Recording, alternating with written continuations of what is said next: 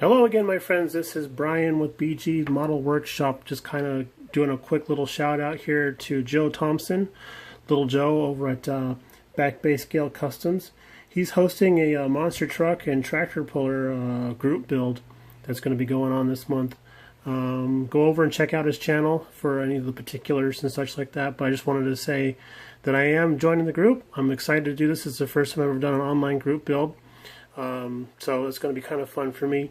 The model I've chosen to use is the Thunderbolt One. I built this kit many years ago when I was about 10. So that shows you both how old I am and how old this kit could be. I had a lot of fun building it. It was a bit of a challenge for my skills at the time, so it didn't look at all like the box does, which was always the case. Of course, I think that's usually the case when you're 10 years old.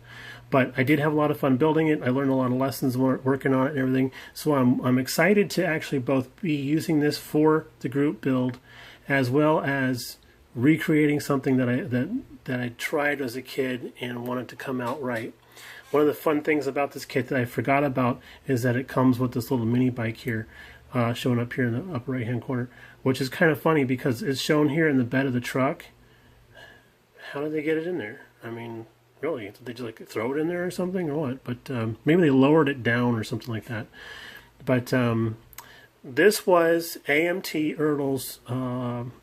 They're dipping their toes in the water of making monster trucks, because back during the early 80s and stuff, that was the big craze, was monster trucks and everything. So I did a little research on this kit and found out that what AMT did was they took a stock Chevy Blazer truck and then just added in parts and bits and stuff to make it a monster truck, change some decals around and stuff like that. So that's kind of like what they had going on there. So take a look at a couple of the parts. One thing that really bothers me about this kit are the wheels. These look like they're off of a toy truck, and that's probably why I liked it a lot when I was 10 years old and built this, because I could have taken it out back and played with it or something. But it looks really glossy and shiny on camera, but when you're holding these, they're actually oily. They have a film on them. It's got to be some of the mold release stuff, agent or whatever that's on there. But I mean, these shoulders right here, I mean, they're sharp. They're that's a weird deal. I mean, it sits nice and square and everything when you set it down, but oh, I guess it doesn't, does it? You know, well, there I am lying.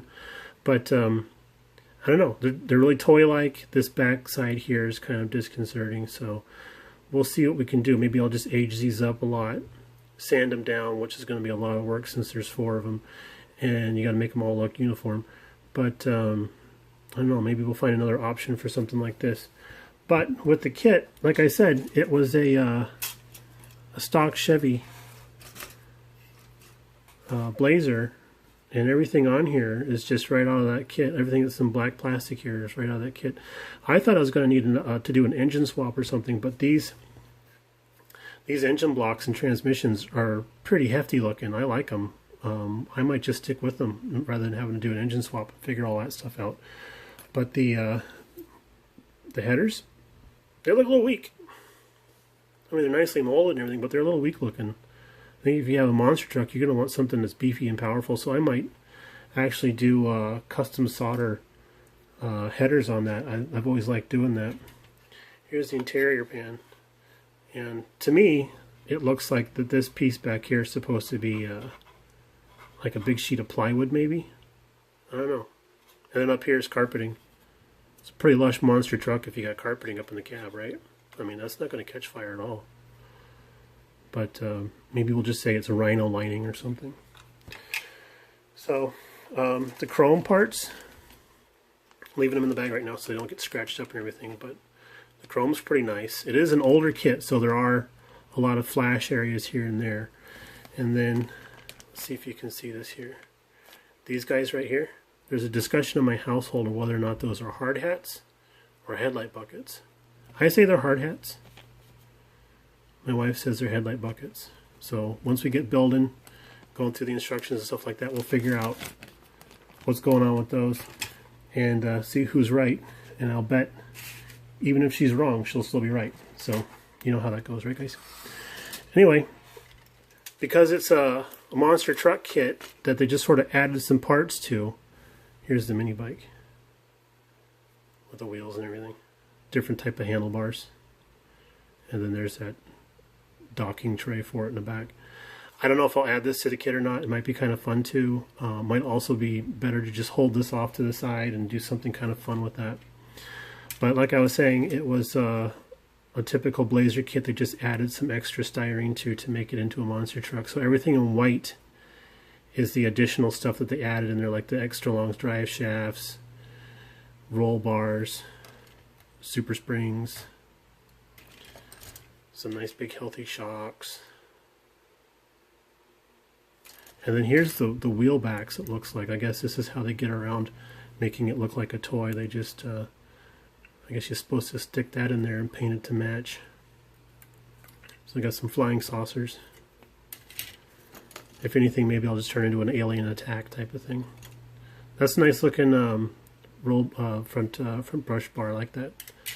Big giant truck axles. And then here's the wheels. I was actually kind of excited to find out the wheels aren't chromed, because that gives me a lot of different options I can do with that. I mean, on the box package art, it has these painted silver. I'm thinking about doing the roll bars and everything, and maybe even the chassis in a yellow. So maybe I'll do it yellow, maybe I'll do it red. I don't know. We'll see. See what the inspiration has to say. And I was saying I got this kit pretty reasonably. And I figured out why after I opened up the box. I don't know if you guys can see this or not, but looks like this monster truck has been rolled once or twice, and the body's a little warped. I was really disappointed to see that. You know, the bracing that's supposed to be back here had been snapped off and leaving a divot in the body and everything. And then, yeah, can you see this through here? It's kind of warped and everything. So this is going to take a couple of dips in the warm pan of water to try and sort that out. So that might be something that I do today before I even get started on anything else. Look at how oily that is, my goodness. I just took this straight out of the box, so it's not like it's been sitting around or anything. But at any rate, I got some work to do. I'm looking forward to doing this. Joe, thanks for hosting that. That's going to be kind of a fun deal. I can't wait to see what other guys come up with. Y'all have a good weekend. Enjoy and keep building. Bye.